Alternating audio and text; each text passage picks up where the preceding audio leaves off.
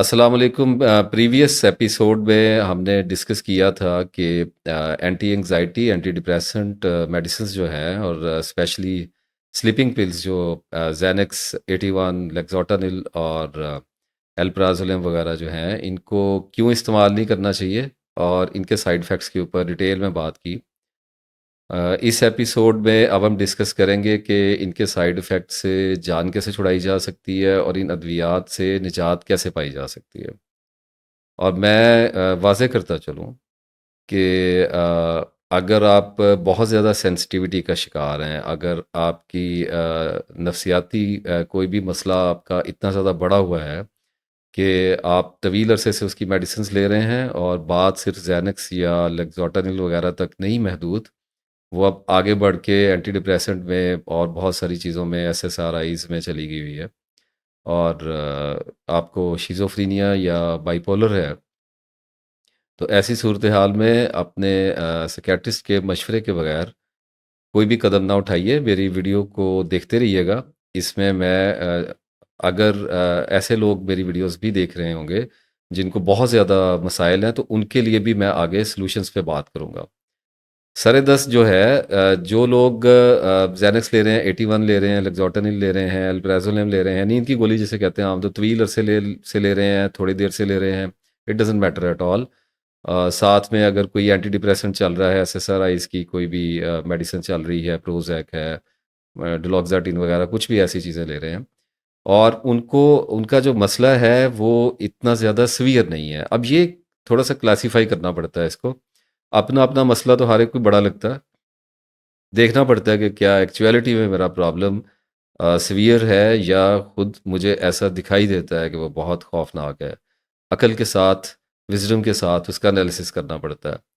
मैं पहले भी अर्ज़ कर चुका, अगर आपको सुसाइडल थॉट्स नहीं आ रहे हैं, अगर आपको डीरियलाइज़ेशन और डीपर्सनलाइज़ेशन जैसे सिम्पटम्स बहुत सीवियर नहीं हैं, अगर मेनियाज़ नहीं आते हैं, अगर हेलुसिनेशंस नहीं होती हैं, अगर कानों में हीरिंग्स वगैरह, कपड़ों पे खून के धब्बे, अपने जिस्म पे कुछ चीज़ें चलती फिरती नज़र आना और ऐसे लोग जो दूसरों को नज़र नहीं आते, सिर्फ़ आपको नज़र आते हैं, अगर आपको ऐसे मसाइल नहीं हैं तो बिल्कुल विदाउट एनी डाउट आप अपनी मेडिसिन छोड़ भी सकते हैं और अपने डिप्रेशन को क्योर भी कर सकते हैं। अल्लाह ताला के फ़ज़ल और उसके करम से इंशाअल्लाहुल अज़ीज़ आप 100% क्योर हो सकते हैं। इस मामले में 2 तरीक़ाकार हैं जो राइज हैं इस वक़्त। उनमें एक मेथड जो है वो कोल्ड टर्की और दूसरा मेथड टेपरिंग का होता है।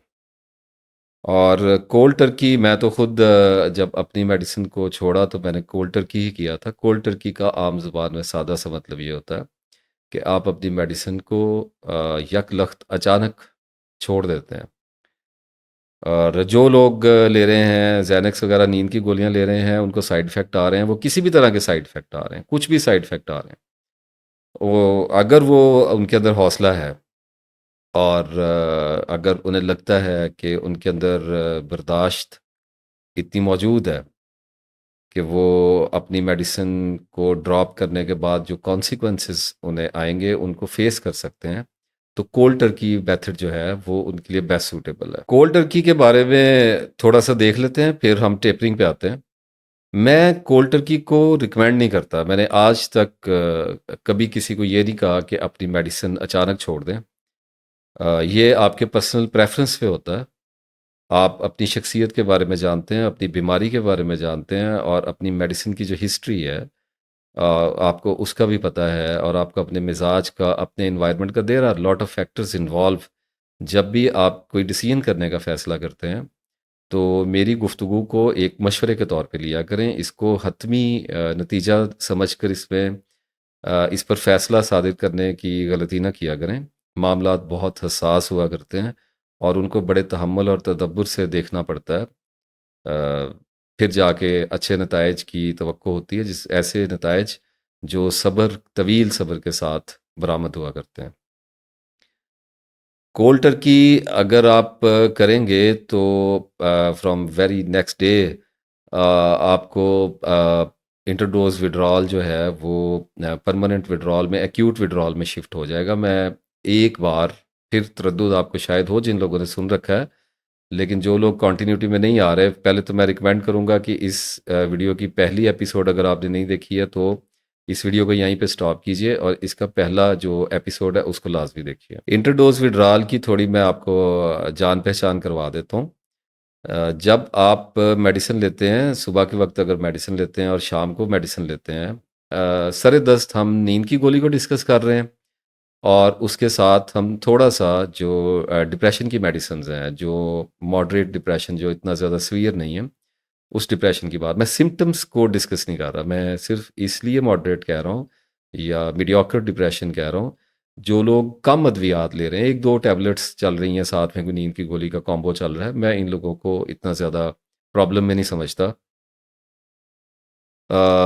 जो इस तरह की मेडिसिन जब आप लेते हैं और अगर आप सुबह से लेके शाम, सुबह एक टैबलेट आपने ली तो शाम तक आपको उसका इंटरडोज विड्रॉल आ रहा होता है।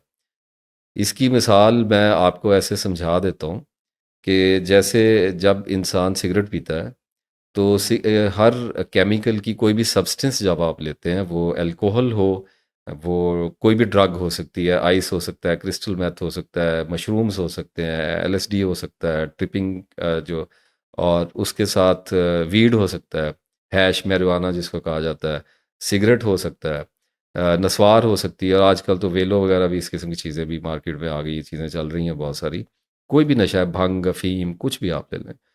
तो जब आप कोई भी सब्सटेंस लेते हैं, और इन्हीं में हम नींद की गोली को भी डाल रहे हैं और डिप्रेशन की मेडिसिन को भी डाल रहे हैं, मवाजना करने के लिए डाल रहा हूँ, वरना इनमें बहुत बड़ा ऑब्वियसली फ़र्क होता है। वो जो सब्सटेंस हैं वो आपको हाई करते हैं, और ये सब्सटेंस जो होते हैं ये आपको स्टेबल करने में मददगार होते हैं। लेकिन चूंकि इंटरडोज विड्रॉल एक ही तरह का होता है, दोनों का ऑलमोस्ट मिलता जुलता ही है, मुसलसल इस्तेमाल के बाद तो डिस्कशन में तो आएंगी चीज़ें। तो जैसे अब स्मोकिंग की मैं बात कर रहा था, अब स्मोकिंग में ये है कि एक आदमी ने एक सिगरेट पिया तो उसकी केमिकल की या सब्सटेंस सब्सटेंस की एक हाफ लाइफ होती है। हाफ लाइफ, अब फॉर एग्जांपल जो स्मोकिंग है उसकी हाफ लाइफ आप यूँ समझिए कि 15 minute, 20 minute, almost 30 minutes max, इतने में वो थ्रेश होल्ड अपना अचीव कर लेता है। इसका मतलब सादा लफ्ज़ों में मैं आपको बताता हूँ कि अगर कोई आदमी सिगरेट पीता है तो आधे घंटे के बाद उसको सिगरेट की तलब 20-25 मिनट के बाद शुरू हो जाती है। कुछ लोगों को 15 मिनट के बाद भी शुरू हो जाती है। अब वो जो तलब शुरू हुई है, वो तलब इसलिए शुरू हुई है कि विड्रॉल आ रहा है, बॉडी में क्रेविंग हो रही है, पनिशमेंट एंड रिवार्ड सिस्टम जिसमें प्यास और भूख हमारी रखी हुई है, जब हम इनको भूख लगने पे खाना जिस्म को और प्यास लगने पे पानी देते हैं, या तलब पैदा होने पे चाय देते हैं, तो हमारी बॉडी में और हमारे माइंड में इत्मीनान की कैफियत पैदा होती है। इसी तरह से जब आप एक सिगरेट कोई बंदा पीता है तो उसको थोड़ी देर के लिए उसके अंदर निकोटीन का जब रश होता है और किक इन होता है निकोटीन, तो उसको फील होता है, प्लेसिबो होता है, कोई इतना ज़्यादा तो नहीं है ये, ज़्यादा नशे वाली चीज़ तो नहीं है, लेकिन फिर भी हुक होने के लिए, हैबिट फॉर्मिंग के लिए इट इनफ है। उसके बाद फिर 20-25 मिनट के बाद विड्रॉल आना शुरू हो जाएगा। अब आगे ये स्मोकर की डिपेंडेंसी पे बेस करता है, और बहुत सारे फैक्टर्स के साथ। ये मैं जो भी आपको एग्जांपल्स देता होता हूँ ना, इनका असल मामले के साथ बड़ा गहरा ताल्लुक होता है।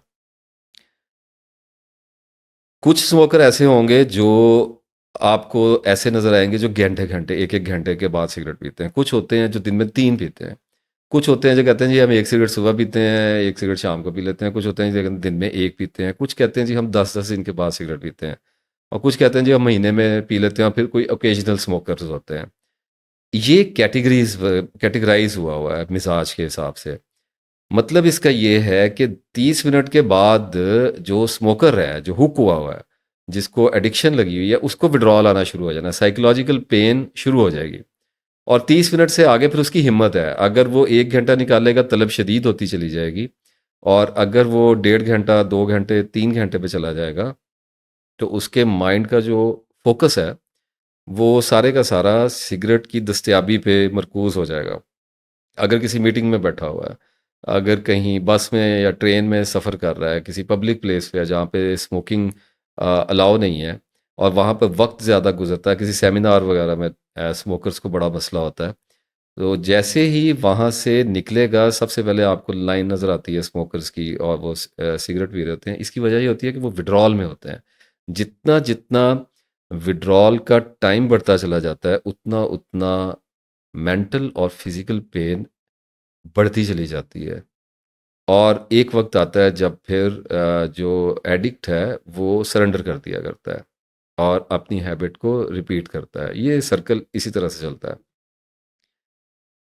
और फिर कुछ लोग होते हैं जो फिर 15-15 मिनट के बाद पीने लग जाते हैं। चेन स्मोकर की कैटेगरीज हैं। अब ये बर्दाश्त है, कोई बंदा सुबह से लेकर रात तक बर्दाश्त कर लेगा। टेम करने की बात है, अपने आप को मिजाज में रखा है। इसको हम किसी एक खाने में फिट नहीं कर सकते। तो इसी तरह से अब ये तो स्मोकिंग का हो गया। फिर जब आप अल्कोहल का लेंगे तो वो भी ऐसे ही है। फिर आगे कुछ हमारे ऐसे फैक्टर आ रहे होते हैं जो कल्चरल होते हैं। जैसे स्मोकिंग को तो कल्चर एक्सेप्ट कर लेता है, तो खुलेआम लोग पी लेते हैं, उसका कोई इतना ज़्यादा लोगों को तरद्दुद नहीं होता। लेकिन जैसे जैसे आप नशे में थोड़ा सा इंटेंसिटी बढ़ाते हैं, वीड में marijuana में जाना शुरू कर देते हैं, तो स्मेल और उसकी दस्तयाबी और आपका हाई होना इतना ज़्यादा इंटेंस होता है कि उसके लिए फिर सोसाइटी आपको अलाउ नहीं करती। तो उसमें छुपना पड़ता है, उसके अरेंजमेंट्स करने पड़ते हैं। जैसे जो ड्रिंकर्स होते हैं, उनको बहुत ज़्यादा प्राइवेट इन चीज़ों को हैंडल करना पड़ता है।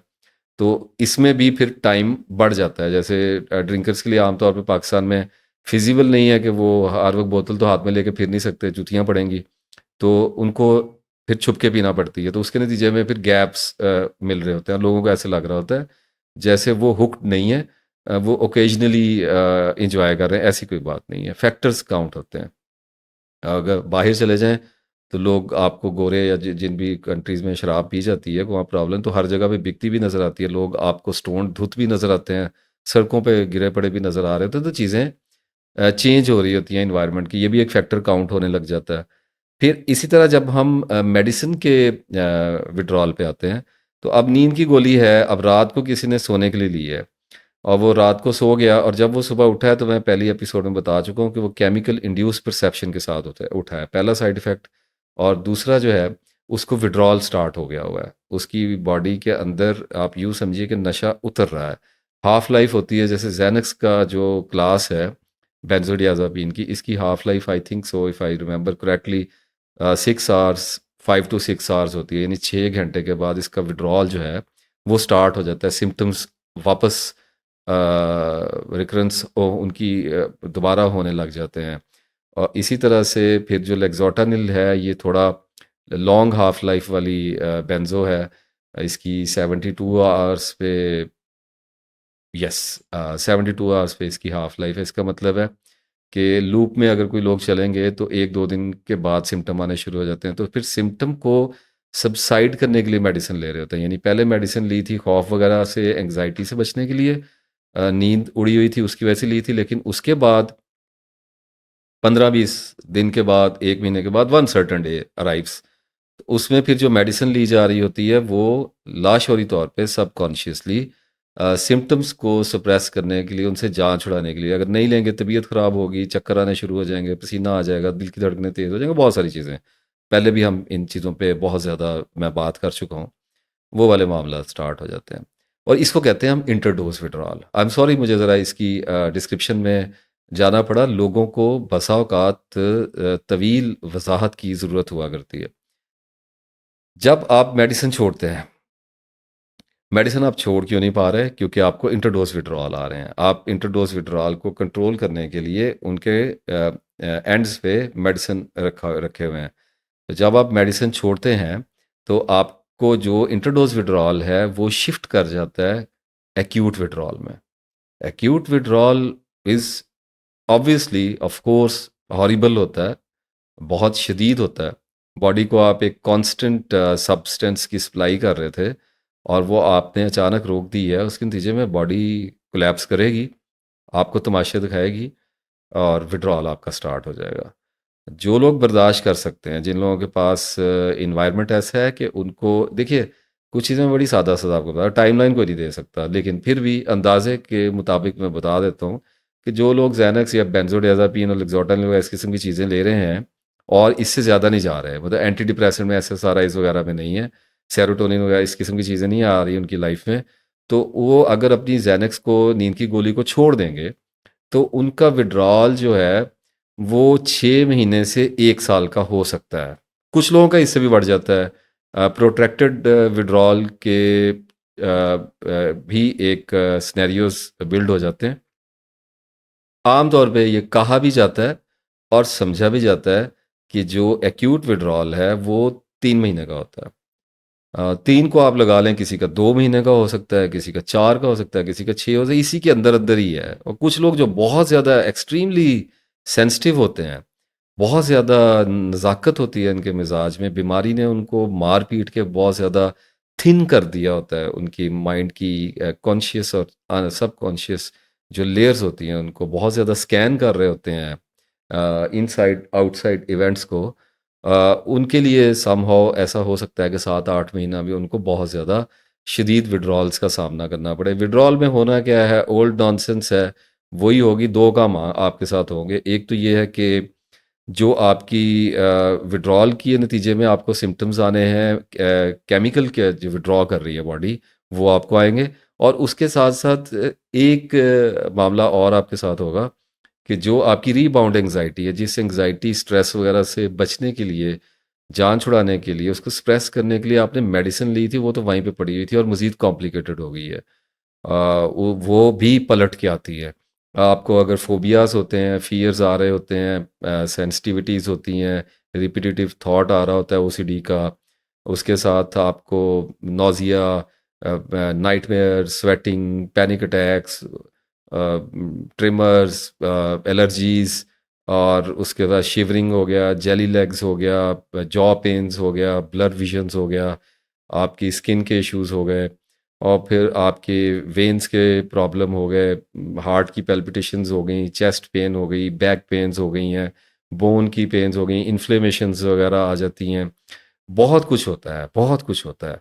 पूरी बॉडी आप यूं समझिए एक क्रैप बन गई होती है। वो सारा कुछ आपको आना है। कब तक भागना है? पहाड़ तो सर पे, वो क्या शेर था, behzad जाजिब साहब हमारे सिटी के एक शायर हैं, उनका मुझे बड़ा पुराना एक शेर याद आया कि ज़मीन के बोझ से मत इस कदर परेशान हो, ज़मीन के बोझ से मत इस कदर परेशान हो, अभी तो सर पे तेरे आसमान रखना है। तो परेशान होने वाली इसमें क्या बात है? अल्लाह ताला अपना फजल और करम फरमाएगा। कोल्ड टर्की करना है, छोड़ दीजिए, और छोड़ेंगे तो ड्रामा स्टार्ट हो जाएगा। खबर बार बार देता चला आया, आज भी दूंगा, इंशाल्लाह आगे भी देता रहूँगा कि आपको कुछ नहीं होगा, आपको कोई डैमेज नहीं आएगा। सिर्फ साइकोलॉजिकल वॉरफेयर है, स्पिरिचुअल ब्रेकडाउन है, स्पिरिचुअल क्राइसिस है, लाइफ में पेंडिंग चलता हुआ आ रहा है। फेथ के कॉन्सेप्ट्स के साथ कॉन्फ्लिक्ट कर रहा है करेक्टर, यानी कि सेल्फ, यानी कि mind. It's very simple, don't you see? आपको इसको सिंक्रोनाइज करना है। एक दफ़ा तो दर्द होगी, सर्जिकल ऑपरेशन है, गुजरना पड़ेगा इसके अंदर से। तो जब आप कोल्ड टर्की करेंगे, तो a trail of symptoms, a crowd of symptoms आपके पास आएगा। 6 महीने तो आमतौर पे लोग कुछ भी करने के काबिल नहीं रहते। देखिए, जो लोग जॉब्स कर रहे हैं, रिस्पॉन्सिबिलिटीज़ में फंसे हुए हैं, टीचिंग कर रहे हैं, गवर्नमेंट्स जॉब कर रहे हैं, प्राइवेट जॉब्स कर रहे हैं, बिजनेस ऐसा चल रहा है कि वो मेरी बात सुन के कहेंगे हम ऐसे कैसे कर सकते हैं, उनके लिए नहीं है। उनके लिए मैं आगे भी बताऊंगा। जिन लोगों के पास किस्मत की तरफ से, अल्लाह की तरफ से ऐसी ब्लेसिंग है, मेरे ऊपर ये थी, अल्हम्दुलिल्लाह रब्बिल आलमीन, करम है उस ज़ात का कि मेरे पास वक्त था, मेरे पास सरमाया था, मेरे पास इन्वायरमेंट था, और मेरे पास फ्रीडम था। तो मैंने अननोन में जंप किया। अगर आपके पास भी ये चीज़ें मौजूद हैं, अगर आपके पास 1-2 साल का खर्च पड़ा हुआ है, अगर आपके पास घर में एक अलग कमरा मौजूद है, अगर आप समझते हैं कि आपके जिस्म जान में इतनी कैपेसिटी, तोल लीजिएगा उतरने से पहले, थोड़ा सा सोच विचार कर लीजिएगा। अगर आपको लगता है कि आपके पास ऐसे मामलात और असबाब और वसाइल मौजूद हैं कि अगर आप 5-6 महीने तक बिल्कुल सीज्ड हो जाएं, ज़ीरो पे चले जाएं, तो आप सरवाइव कर सकते हैं। अगर आप कर सकते हैं तो आपको कोल्ड टर्की ही करना चाहिए। जान छूटे कबीरा मेरी माला छूटी, हाय मैं राम नाम जपन से छूटी। जान छूटे एक बार तो जंप कीजिएगा और उसमें आएंगे सिम्टम्स, आएंगे, नींदें उड़ जाएंगी, कभी कुछ कभी कुछ कभी कुछ, एक एक वक्त में 10-10 मसाइल आ रहे होंगे।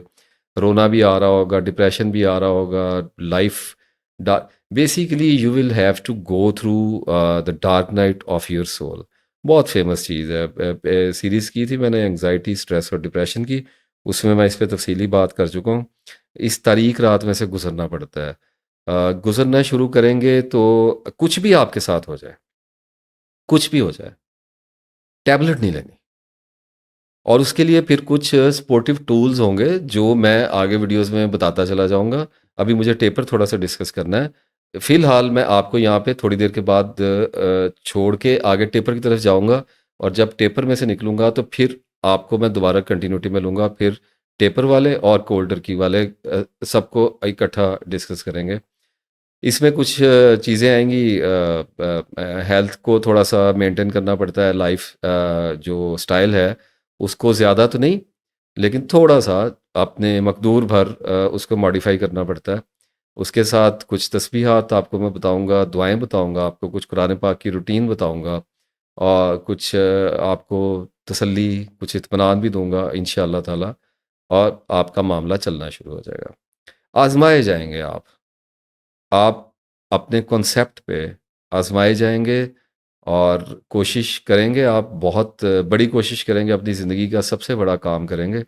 और इसमें कामयाब होने के बाद, जो कि इंशाअल्लाह आप होने जा रहे हैं, आपको सारी ज़िंदगी अपने आप पे फ़ख्र होगा इन अ पॉजिटिव सेंस, और आप अपने आप से मोहब्बत करने लगेंगे, और आपका सेल्फ कॉन्फिडेंस अपने बारे में स्काई रॉकेट हो जाएगा। और आपको पहली बार अपनी लाइफ में पता चलेगा कि जंगें जब लड़ने का हुक्म हो जाता है, आज मुझे शेर बड़े आ रहे हैं, I am very peaceful inside of myself right now. रक्स करने का मिला हुक्म जो दरियाओं में, और हमने खुश होके भंवर बांध लिए पाँव में। जब अल्लाह की तरफ से हुक्म हो गया है, पता क्यों हुआ है हुक्म? इस वीडियो पे आप इस वक्त नज़रें जमा के बैठे क्यों हैं? बात यह है कि गोली खा के भी तो गुजारा नहीं हो रहा ना। अगर गुजारा होता हो तो किसको ज़रूरत है विड्रॉल की? और कौन बोलेगा इस वीडियो में इतना लंबा? कुछ तो मजबूरियां हुई होंगी, यूं ही तो कोई बेवफा नहीं होता। तो my dear viewers, it's time to show some courage, it's time to meet yourself, to face your demons. अल्लाह ताला का नाम लेके उतरेंगे आप। और यहाँ पर मैं आपको कोल्ड टर्की वालों को छोड़ता हूँ। अभी जो लोग डिसाइड कर रहे हैं, जिन लोगों को इंटरेस्ट हो रहा है कोल्ड टर्की में, उनको मैं यहाँ पे थोड़ी देर के लिए रोकता हूँ, और हम आते हैं दूसरे मेथड की तरफ। ये जो दूसरा मेथड है, टेपरिंग का मेथड होता है। I don't know, mike is थोड़ा सा मुझसे दूर पड़ा हुआ है, बट लेट इट गो। दूसरा मेथड होता है टेपरिंग का। टेपरिंग बेसिकली ड्राई कट्स के साथ टेपर किया जाता है, आहिस्ता आहिस्ता करके छोड़ा जाता है, और कट एंड होल्ड के सिस्टम पे चलता है ये सारा मेथड। इसमें जो लोग अफोर्ड नहीं कर सकते, जो लोग एक्यूट को अफोर्ड नहीं कर सकते, शदीद विड्रॉल को, जो एकदम आंधी और तूफान आना है, उसको होल्ड नहीं कर, उसको सस्टेन नहीं कर पा रहे, फील उनको ऐसा लगता है कि वो नहीं कर पाएंगे, उनके लिए ये टेपरिंग है। और वर्ल्ड वाइड ज़्यादातर डॉक्टर्स भी टेपर ही रिकमेंड करते हैं, और मैं खुद भी टेपर की ही रिकमेंडेशन देता हूँ। और जूतियाँ और प्याज दोनों खाने वाली बात है, अगर आप मेरे दिल की बात पूछें। दिल की बात तो ये है कि कोल्ड टर्की, लेकिन लोगों के इन्वायरमेंट से रूशनास होना चाहिए, अपनी बात पर अड़े नहीं रहना चाहिए। हर एक जो होता है वो आसानी में नहीं होता, और लोगों के दुख और मसाइल बड़े कर्बनाक होते हैं। तो मामलात को एतदाल पे लेके चलना पड़ता है। तो टेपरिंग जो है, tapering is a very simple form of leaving any kind of medicine, any kind of drugs और सब्सटेंसेस, कुछ भी। उसमें करेंगे आप ये कि फॉर एग्जांपल अगर आप एल्प ले रहे हैं, लेक्सोटनिल ले रहे हैं, तो आप ये करेंगे कि आज से आप टैबलेट को ऐसा परसीव करेंगे कि इसके 100 पोर्शंस हैं, 100% से टैबलेट बन रही है, तो 10% को आप किसी पेपर कटर के साथ या ब्लेड के साथ उसको कट कर देंगे, और रिमेनिंग जो 90% है वो आप ले लेंगे, जैसे एज यूजुअल आप पहले अपनी टैबलेट लेते थे। इस पे अब यहाँ पे कुछ पर्सनल प्रेफरेंस आता है अगेन। कुछ लोग 15 दिन का होल्ड करते हैं कट लगाने के बाद, और कुछ लोग क्या 21 को प्रेफर करते हैं। और फिर मैं यहाँ पे अपना पर्सनल ओपिनियन देना चाहूँगा कि अगर आप बहुत ज़्यादा सेंसिटिव हैं तो 21 डेज़ यानी 3 वीक्स तक आप 10% कट को होल्ड करेंगे। मैं होल्ड भी आपको अभी एक्सप्लेन कर देता हूँ। लेकिन अगर आप थोड़े से ज़रा एग्रेसिव हैं और आपको लगता है कि इतना ज़्यादा वेट नहीं किया जाएगा, तो आप 2 वीक्स पे आ जाएं, 14 डेज़ के आप होल्ड पे आ जाएं। होल्ड ये होता है कि आपने 10% काटा, और उसके बाद आपने 15 दिन तक, 14 दिन तक आपने वही मेडिसिन हर रोज़ आपने उसको 10% काट के 90% लेना है। ये आपके कट का होल्ड हो गया। और आफ्टर 14 डेज आप फिर 20% कट करेंगे, और उस 20% को आप नेक्स्ट 14 डेज और 21 days, if suitable for you, whatever it is, God knows whatsoever, आप उसको होल्ड करेंगे। फिर आप कट करेंगे 30%, और इसी तरह से आप uh, अपनी मेडिसिन को छोड़ने की तरफ चढ़ते चले जाएंगे। अब इसके बीच में होता क्या है? 10% कट कुछ भी नहीं कहता, 20% कट कुछ नहीं कहता। आमतौर पे यूँ समझिए कि 30, 40 और 50 पे ड्रामा स्टार्ट होता है। होगा ये कि आप फॉर एग्जांपल 30% कट लगाया है, और कुछ तो लकी लोग होते हैं 60, 70 पे जाके थोड़े बहुत सिम्टम्स आते हैं, पता ही नहीं लगता, क्योंकि हम बीच में टाइम दे रहे होते हैं। सारी इस कहानी का मतलब बॉडी को, माइंड को थोड़ा सा इल्यूजन में डालना है, ताकि उसको जो डोजेज की जो हम उसको कम करते चले जा रहे हैं उसके ऊपर रिएक्ट करने का टाइम ना मिले। उसमें ये है कि किसी कट पे फॉर एग्जांपल अगर आप 40% कट पे हैं, 40% मेडिसिन आप ख़त्म कर रहे हैं, और 60% आप ले रहे हैं, और आपने आज कट शुरू किया और आपको 2 दिन के बाद नींद आना बंद हो गई, या आपको दिल की धड़कन तेज़ होने लग गई, और आपको ऐसे लगा कि नहीं, मुझे प्रॉब्लम आ रहा है, तो wait for 3 days, 72 hours. Sometimes हमारी बॉडीज़ जो होती हैं, हमारे माइंड्स जो होते हैं, उनको एडजस्टमेंट्स के लिए टाइम दरकार होता है। तो फौरी तौर पे डिसीजन करने की ज़रूरत नहीं है। थोड़ा सा रुकिए, थोड़ा सा इंतज़ार कीजिए। अगर 3 दिन के बाद मामला और ख़राब हो रहा है और आपके हाथ पाँव फूल रहे हैं, अवसान ख़ता हो रहे हैं, तो आप 30% पे वापस आएंगे, 10% को सेक्रीफाइस करेंगे। इसको रिलैप्स नहीं मैं कहता, ये रिलैप्स नहीं है। ये विजडम है एक्चुअली, हिकमत कहा जाता है इसको। आप 30% पे वापस आएंगे और फिर 70% लेना शुरू कर देंगे, ताकि बॉडी को जो भी शॉक आया है वो उसमें से निकल जाए। आप बॉडी रिलैक्स हो जाएगी, और उस 10% पे वो आपको इजी रखेगी और सरवाइव करना शुरू कर देगी। अगेन इस कट को फिर आपने 15 14 दिन तक सस्टेन करना है। उसके बाद फिर ट्राई करें और 40% काटें। अगर बॉडी फिर रिएक्ट करती है, फिर 3 दिन वेट कीजिए, और अगर नहीं संभल रही, वापस आइए, फिर 15 दिन रुकिए, 14 दिन रुकिए, और उसके बाद फिर ट्राई कीजिए। बॉडी रिएक्ट नहीं करेगी, और आगे पीछे होने से बॉडी का रिएक्शन चेंज होता रहता है। I am giving you my words. हो सकता है आप 60% काट रहे हों और 40% ले रहे हों, और आपसे कट क्रॉस ना किया जा रहा हो, जंप ना किया जा रहा हो 70% पे, तो परेशान होने की ज़रूरत नहीं है। वापस आते रहें और आगे जाते रहें। 15 दिन, 1 2 महीने में आप कट दोबारा लगाएंगे और आपको पता भी नहीं चलेगा। तो ये इस तरीके से मामला होता है। अगर आप 2 या 3 मेडिसिन्स ले रहे हैं, तो सबसे पहले नींद की गोली छोड़ेंगे। उसके बाद आप अपनी एंटी डिप्रेसेंट जो भी आप ले रहे हैं, उसको छोड़ेंगे। सबसे पहले नींद की गोली। और एक वक़्त में मेरी मुराद ये है कि एक वक़्त में एक टैबलेट से आप निपटेंगे, एक वक़्त में तमाम टैबलेट्स को आपने टेपर करना शुरू नहीं करना, क्योंकि इससे जो सिम्पटम्स हमें आ रहे होते हैं, उनका एनालिटिक हमसे थोड़ा-सा इल्यूजन में ले जाता है, हमें थोड़ा कन्फ्यूज़ कर देता है कि किस मेडिसिन से साइड इफ़ेक्ट आ रहा है, इसलिए इकट्ठे कट नहीं लगाने।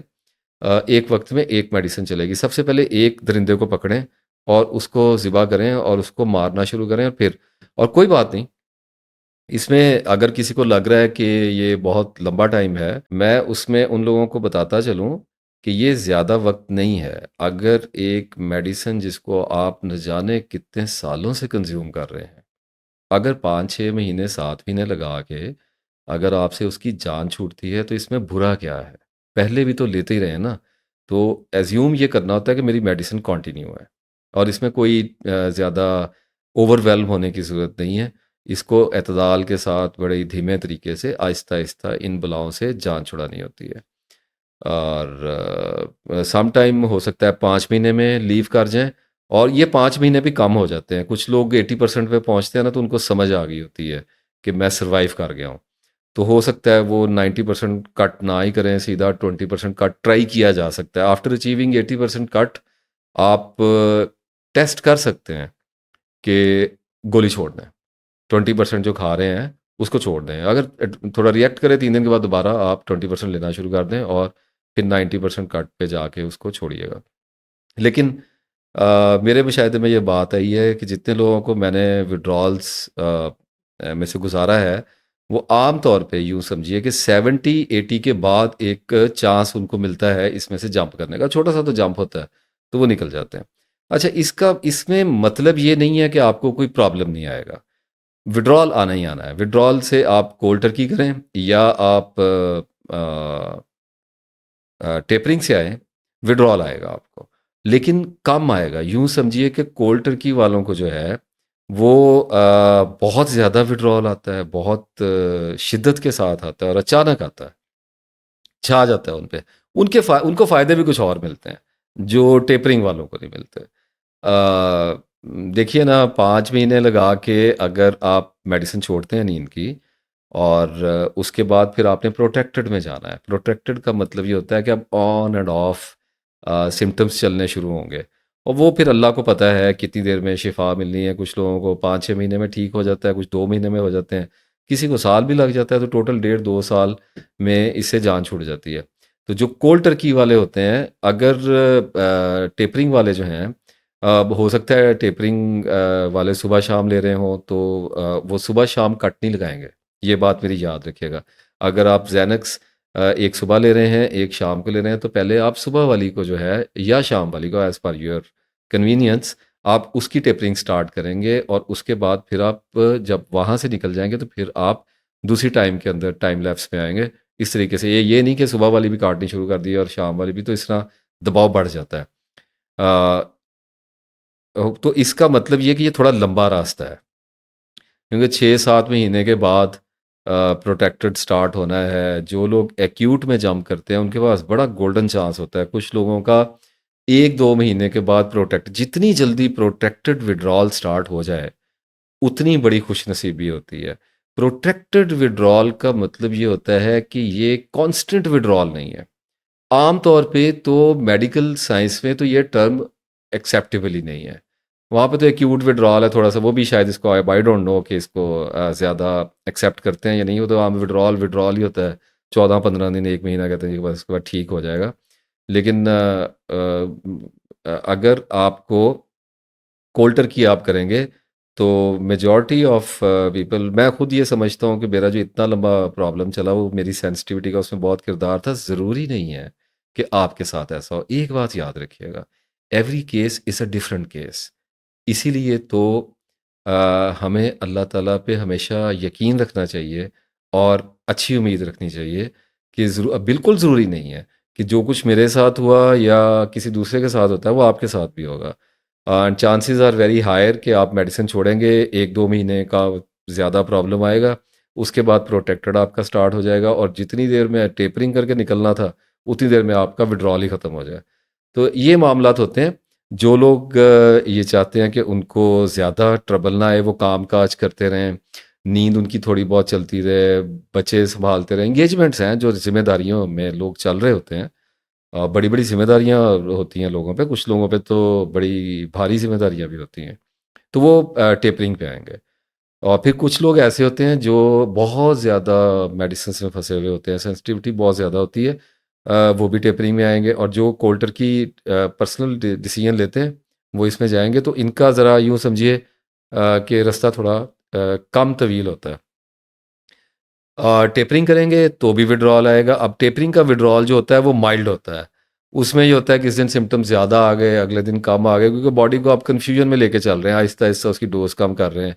कभी वो 10 दिन रिलैक्स होगी, कभी 10 दिन ज़रा आपको हिट दे देगी, एक दिन अच्छा गुजारेगी, 2 दिन बुरे गुजारेगी। तो जो टेपरिंग करने वाले लोग हैं उनका प्रोटेक्टेड और एक्यूट मिला जुला चल रहा होता है। ये सारी चीज़ें थोड़ी सी कॉम्प्लेक्स होती हैं, मैं इनकी डिटेल में जाने लग गया तो वीडियो बहुत ज़्यादा लंबी हो जाएगी। अभी right now I am on 40 minutes. तो इसमें आपने खुद डिसाइड करना है। प्रोटेक्टेड में ये होगा कि आपकी ज़िंदगी चलती रहेगी, इतना मैं आपको ज़रूर यकीन दिलाता हूँ, आपको ज़्यादा ट्रबल नहीं आएगी।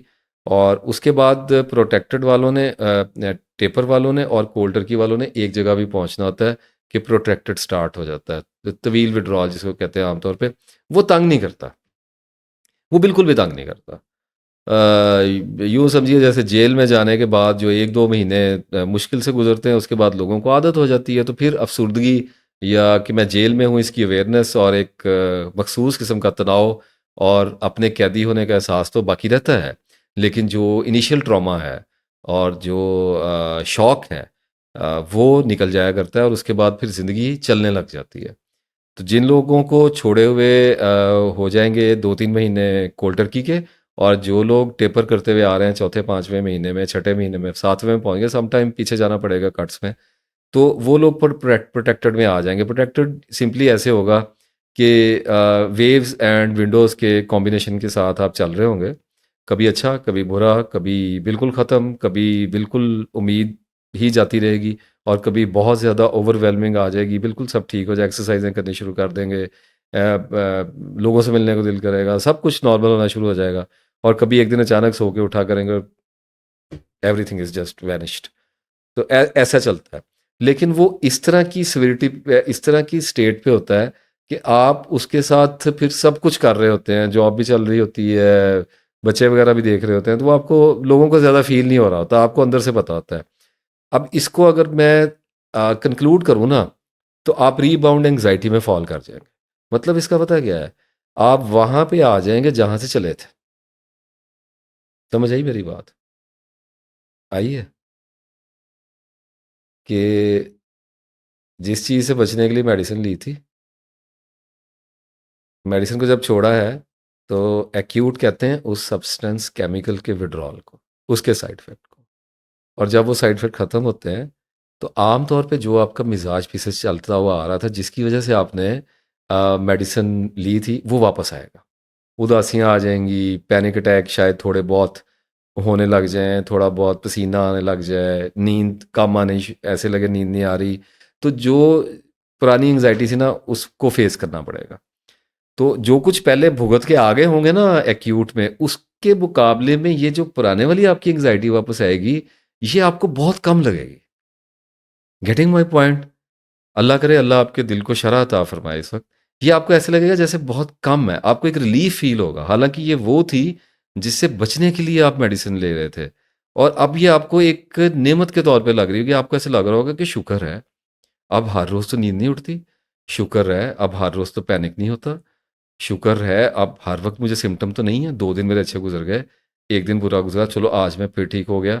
तो वो नॉर्मल एंग्ज़ायटी पे आप फ़ॉल करना शुरू कर देंगे, और उसमें सब्र, एक पॉज़िटिव एटीट्यूड, और लाइफ़ में आगे बढ़ने की, ठीक होने की एक कांस्टेंट डिज़ायर और क्लियर परसेप्शन, नॉलेज की बढ़ती हुई सप्लाई और पुख्ता होता हुआ मिज़ाज आपका मददगार होता है।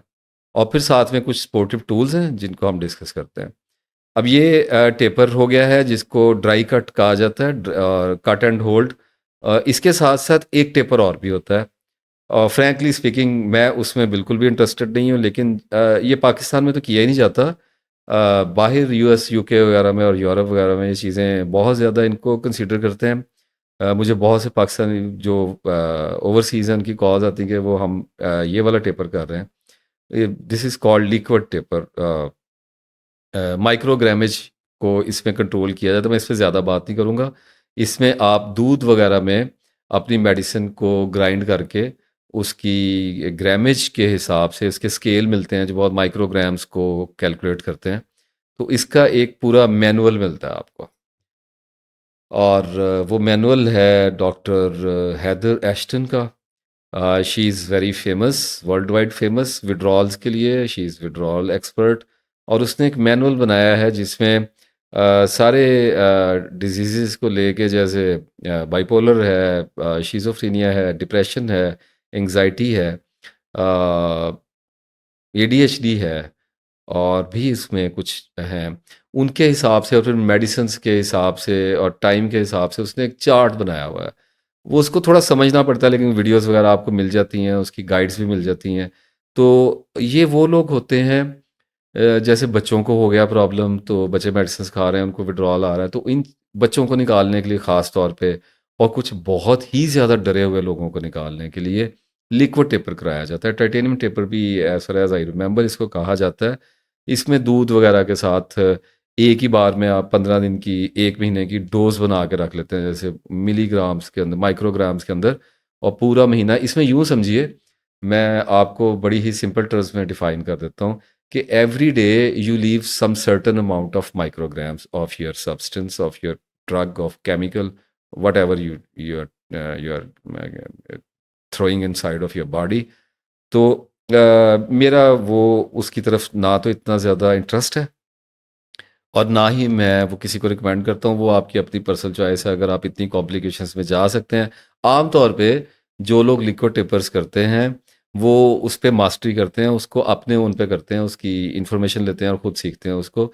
ना तो स्कैट्रिस्ट के पास इतना टाइम है, ना स्कॉलोजिस्ट के पास इतना टाइम है, और मेरे जैसे बंदे के पास भी इतना टाइम नहीं है कि इतनी डिटेल्स में जाके बताए। वो मैं आपको बता दिया, आम उसको एस्टन मैनुअल कहा जाता है। ऑनलाइन पड़ा हुआ है, आप गूगल पे लिखिएगा, आपको मैनुअल डाउनलोड हो जाएगा, उसको स्टडी कर लीजिएगा। हेल्प चाहिए हो तो फोरम्स वगैरह पे चले जाएं, एंग्जाइटी वगैरह के, डिप्रेशन के फोरम्स पे, या फिर यूट्यूब पे एस्टन मैनुअल को सर्च कर लें, सब कुछ अवेलेबल है। वो आपकी अपनी चॉइस है। उसमें फिर फ़ायदा उसका, उस पर टाइम बहुत लगता है, लेकिन उसका सबसे बड़ा जो बेनिफिट है कि विड्रॉल जो है वो बहुत ही माइल्ड फॉर्म में आता है। यूँ समझिए कि खलजान के दर्जे में आता है, ख़ब्त के दर्जे में आता है, ऐसे फ़ील हो रहा होता है विड्रॉल है। तो बहुत ज़्यादा जो लोग डीप स्कैन नहीं कर रहे होते हैं, उनके लिए होता है। तो अगर आप उन लोगों में से हैं, या आपका बच्चा या बच्ची इस तरह के मामलात में छोटा है, अंडरस्टैंड नहीं कर सकता, पेन को एब्जॉर्ब नहीं कर सकता, टॉलरेट नहीं कर सकता, then Aston manual is your last resort. अब हम आ जाते हैं कि यहाँ पे टेपर भी आपको समझ में आ गया होगा, और कोल्ड टर्की भी समझ में आ गया होगा। तो अब हम थोड़ा सा रिलैप्स की बात करते हैं। जो लोग कोल्ड टर्की कर रहे हैं, मैं बड़ी मुख्तसर सी इस पे बात करूँगा। जो लोग मेडिसिन को अचानक छोड़ रहे हैं, और 1-2 महीने, समटाइम्स ऐसा भी हो सकता है कि आप मेडिसिन छोड़े हैं और आपको कोई भी विड्रॉल ना आए। Quite possible. I have seen this kind of cases. I have met some people जिन्होंने छोड़ा और उनको विड्रॉल नहीं आया, और फिर उन्होंने मुझे कहा कि हुजूर कहाँ गई है आपकी सारी दास्तान करबो बला, विड्रॉल किधर है, वी आर जस्ट डन, और हम तो बिल्कुल नॉर्मल चल रहे हैं। एंड मुझे खुद भी हैरानी हुई, और मैंने कहा अच्छा, अल्लाह ताला जो करना चाहे, अल्लाह ताला बादशाह है। लेकिन फिर हुआ पता क्या, कि 6 महीने और साल बाद कोलैप्स कर गए। तो ये हमारी बॉडीज और माइंड्स, जो ऑर्गेनिज्म होता है ना हमारा बॉडी और माइंड, इसके रिस्पॉन्स पे होता है। तो इसलिए मैंने आपको कहा कि कुछ लकी ऐसे भी तो होते हैं जो छोड़ते हैं, उनको 5-10 दिन का विड्रॉल आया, कुछ भी नहीं, उस पर निकल गया। और ये सारी कथा जो है ये यहीं की यहीं पड़ी रह जाएगी यूट्यूब पे। तो test yourself, hit and trial से आदमी सीखता है। आपको देखना पड़ेगा। अगर आपको रिलैप्स करना पड़ता है, कोल्ड टर्की आपने किया हुआ है, 1-2 महीने गुजर गए हैं और आपसे कंट्रोल नहीं किया जा रहा, बहुत ज़्यादा it is getting too much for you, तो उसमें फिर जो माइंड है ना, वो टेंट्रम्स प्ले करने शुरू कर देता है। वो आपको कन्विंस करना शुरू कर देता है कि भाई एक टैबलेट ले लूँ, आधी ले लिया करूँगा, इस किस्म की चीज़ों में मैं टेपर पे ना चला जाऊँ, मैं अभी ले लेता हूँ, 2 महीने मेरे पेपर आ रहे हैं, मेरी शादी आ रही है, मुझसे ये नहीं किया जाएगा, वो नहीं किया जाएगा। देखिए, कभी भी आपको ज़िंदगी में सूटेबल टाइम नहीं मिलता, गिवन सिचुएशन में काम करना पड़ता है। तो शादी आ रही है, मुसीबत आ रही है, कुछ नज़र आ रहा है कि 6 महीने के बाद ये करना पड़ेगा, फ्लाई करना पड़ेगा, वीज़ा लग जाएगा, ऐसे हो जाएगा, तो क्या करूँगा? इल्यूशन है, ट्रैप है, डोंट बाय दिस। अपने मिशन पे स्टिक रहें, चलते रहें, सारे काम हो जाते हैं। मैं आपको अंदर की खबर दे रहा हूँ। जो लोग विड्रॉल में जाएँगे ना, उन्हें ऐसे लगेगा और उनका माइंड उनको कन्विंस करेगा कि कोई भी इमरजेंसी पड़ गई ना, डेथ हो जाती है रिलेटिव्स में, आदमी जनाज़ों पे जाने जोगा नहीं होता, हिम्मत ही नहीं होती, इसलिए लेथार्जिक हो जाता है ना। शादियाँ आ जाती हैं, गेस्ट आ जाते हैं, इमरजेंसीज आ जाती हैं, ट्रैवल करना पड़ जाता है, और बहुत कुछ आ जाता है। अचानक बैठे बैठे लाइफ में कुछ भी आ सकता है ना, एंगेजमेंट पड़ जाती है, और आदमी को अपने कंफर्ट जोन में से बाहर ना भी निकल रहा हो ना, तो फिर खींचने वाले उसको खींच के भी निकाल लेते हैं। तो डरने की कोई बात नहीं है। जब आपको खींच के निकाला जाएगा ना, आपको कुछ भी नहीं होगा, आप उस गिवन सिचुएशन में परफॉर्म कर जाएंगे। ये मैं आपको बता रहा हूँ। हो सकता है सेक्स ड्राइव बंद हो जाए, जिनसी ख्याल ही ना आए, बिल्कुल ही जो लोग शादीशुदा हैं बिल्कुल ही आउट हो जाए, उन्हें लगे कि इम्पोटेंसी हो गया, नामर्दी आ गई, कुछ भी नहीं किया जाएगा। डरने की कोई ज़रूरत नहीं है, कोई हकीमों की मेडिसिन, कोई इस किस्म की कुछ भी लेने की ज़रूरत नहीं। अच्छा, होम्योपैथिक जो है ना, अ, आप पे है। मैंने ट्राई किया कालीफास वगैरह इस किस्म की चीज़ें, और भी कुछ चीज़ें थी, बट अगर आप मुझसे पूछें तो इतना ज़्यादा हेल्प आउट नहीं करता। आप ट्राई कर लीजिएगा, अगर आपको कोई स्पोर्टिव टूल के तौर पे अगर कोई मेडिसिन रिलैक्स करने वाली, कोई ऐसी कोई विड्रॉल को थोड़ा अफोर्ड करने वाली, अगर आपको कोई चीज़ नर्वस सिस्टम को स्ट्रॉन्ग करने के लिए सूट कर जाती है, 4-5 दिन खा के देख लें, अगर तो बेनिफिट होता है तो क्या है, इसमें कौन सी हर्ज वाली बात है। लेकिन according to me it doesn't help that much. इतनी बड़ी जंग में इसका ज़्यादा मुझे कोई इतना ज़्यादा किरदार नज़र नहीं आया। अब खानी पड़ गई आपको टैबलेट, हो मान ले, अब ये सारी इस बात को एक तरफ रखें, और खानी पड़ गई, खा ली, अब क्या है? तो कोई ज़ीरो नहीं हुए आप, कुछ भी नहीं हुए, दूसरी टैबलेट नहीं लेनी। देखें, ये आपको रैबिट होल है, आपको संक कर ले, खींच लेगा अपने अंदर। एक टैबलेट से दूसरी टैबलेट से, और एक बात मैं आपको बता दूं, ये जो विड्रॉल्स होते हैं ना, जब आप कॉन्शियसली इनको काटने का फैसला, जब आप अब आप काले पानी की जेल काटने का फैसला करते हैं ना अपनी मर्जी से, तो उसमें रिलैप्स नहीं करना चाहिए। एक आध गलती को मैं रिलैप्स नहीं कहता, मैं ये कहता हूँ कि चले गए, पीछे चले गए, जीरो पे चले गए, वहाँ दोबारा टैबलेट लें, 4 महीने मार भी खा ली, रो धो भी लिया, टॉर्चर भी, टॉर्मेंट टर्माइल बर्दाश्त कर लिया, एक जहन्नम देख भी ली, और उसके बाद दोबारा मेडिसिन शुरू कर दी। मैं कहता हूँ अल्लाह के बंदे, ये क्या किया भाई, ये कोई अकल वाली बात है? जब इतना ज़्यादा जंप कर ही दिया था, तो आगे सर्वाइव करते रहते, इसमें कौन से मसले की बात? तो अगर कभी किसी इमरजेंसी, कोई खौफ पड़ ही जाता है, आदमी की टांगें काँप जाती हैं, इंसान कहता है, मर्द हो या औरत हो, कहता है भी नहीं, ये पुल पार नहीं किया जाना। तो अगर ऐसी जगह पे जाके मेडिसिन लेनी पड़ी है, तो ओनली वन रूल इसका ये है कि दोबारा ज़िंदगी में कभी मेडिसिन को हाथ भी नहीं लगाना आपने। लेकिन अगर लग गया है, तो दोबारा नहीं लेनी। कोई विड्रॉल दोबारा स्टार्ट नहीं हुआ, कुछ नहीं होगा, 1-2 दिन का ज़रा थोड़ा रोलर कोस्टर राइड आएगा, उसके बाद वापस आप अपने पैथ पे चलना शुरू हो जाएंगे। इसलिए रिलैप्स को ज़्यादा कंसीडर ना कीजिएगा। मैं रिलैप्स से आपको डरा भी रहा हूँ, डिस्करेज भी कर रहा हूँ। रिलैप्स, जो लोग प्रॉपर रिलैप्स करते हैं, एक बार करेंगे ना प्रॉपर रिलैप्स, चांस नहीं दे रहा, बता रहा हूँ कि अगर एक्सीडेंटली एक बंदे ने 3-4 महीने छोड़ा और उसके बाद वो दोबारा मेडिसिन लेने की गया, तो आपको पता है क्या होता है उतनी देर में? बॉडी का और माइंड का मिजाज बदल गया हुआ होता है।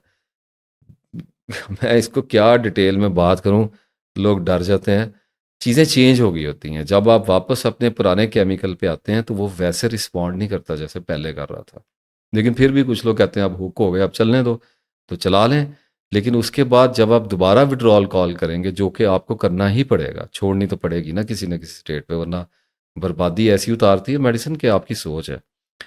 तो जब दोबारा इनवाइट करेंगे तो वो पहले से ज़्यादा खौफनाक और मैसिव होके आएगा। और फिर अगर रिलैप्स करेंगे और फिर दोबारा इस मसले में पड़ेंगे तो फिर हो सकता है कि कभी भी ना छोड़ सकें। मैं आपको वार्न कर रहा हूँ, इसको थोड़े कहे को ज़्यादा समझिएगा।